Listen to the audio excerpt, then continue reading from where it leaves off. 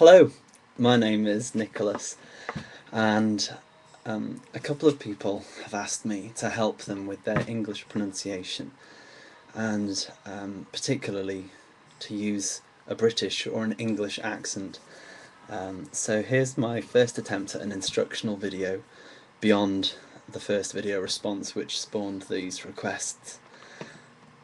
If you're trying to speak English with an English accent or a British accent, as opposed to an American accent, which is the most probably influential English accent in the world today at large, especially for international speakers, the accent you're most likely to hear is American.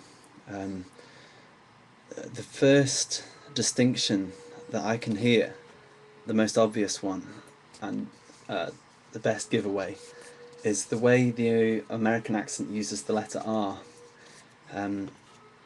In the word region, the English accent and the American accent use the R largely in the same way. Region, region, it's pretty indistinguishable.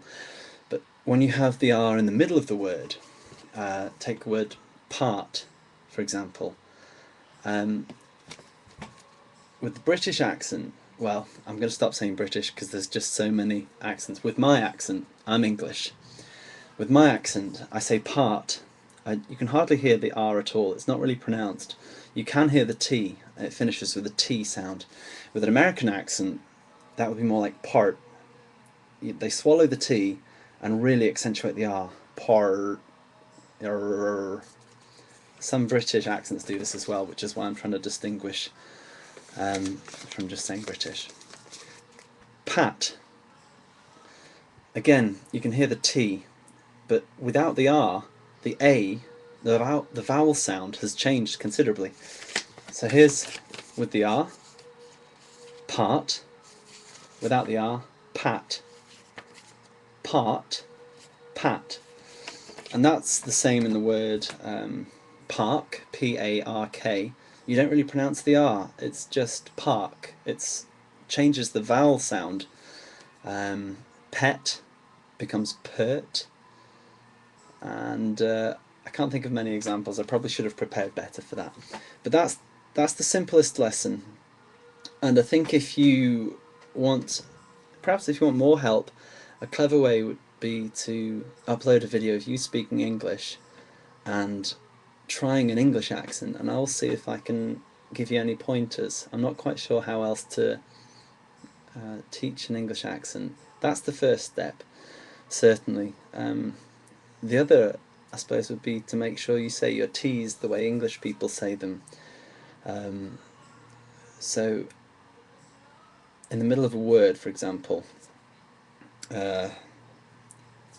fretting. Here's a good word, nice English word. Fretting is when you're getting worried and anxious and you start to think of many things which need to be done in order to satisfy your anxiety or potential catastrophes that could happen, and you start thinking, oh, that's called fretting. With an American accent it would be fretting. The T's would become like a soft D sound, and with my accent the T's are pronounced fretting. I could go on to do things with the glottal stop, but that is slightly sloppy English and a bit complicated, so perhaps that's something for another video.